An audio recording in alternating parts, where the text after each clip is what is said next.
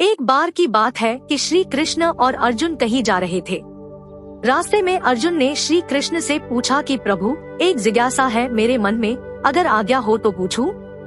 श्री कृष्ण ने कहा, अर्जुन, तुम मुझसे बिना किसी हिचक कुछ भी पूछ सकते हो। तब अर्जुन ने कहा कि मुझे आज तक यह बात समझ नहीं आई है कि दान तो मैं भी बहुत करता हूँ, परंतु सभी लोग कर्ण को ही सबसे बड़ा दानी क्यों कहते हैं? यह प्रश्न सुन श्री कृष्ण मुस्कुराए और बोले कि आज मैं तुम्हारी यह जिज्ञासा अवश्य शांत करूँगा। श्री कृष्ण ने पास में ही स्थित 2 पहाड़ियों को सोने का बना दिया।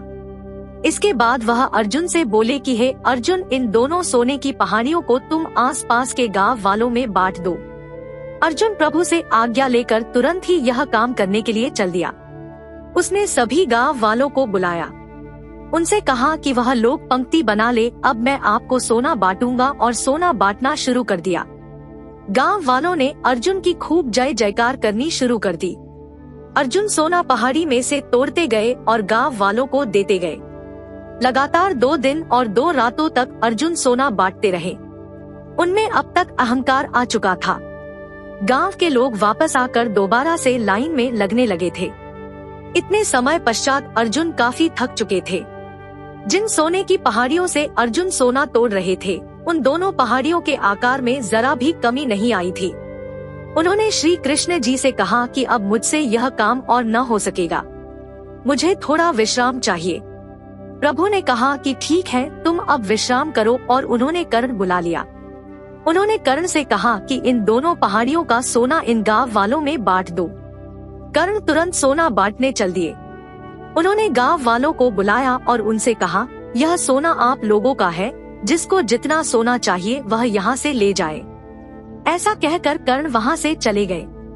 यह देखकर अर्जुन ने कहा कि ऐसा करने का विचार मेरे मन में क्यों नहीं आया? श्री कृष्ण ने अर्जुन को शिक्षाप्रद भाव से जवाब दिया कि तुम्हें सोने से मोह हो गया था। तुम खुद यह निर्णय कर रहे थे कि किस गांव वाले की कितनी जरूरत है, उतना ही सोना तुम पहाड़ी में से खोदकर उन्हें दे रहे थे। तुम में दाता होने का भाव आ गया था।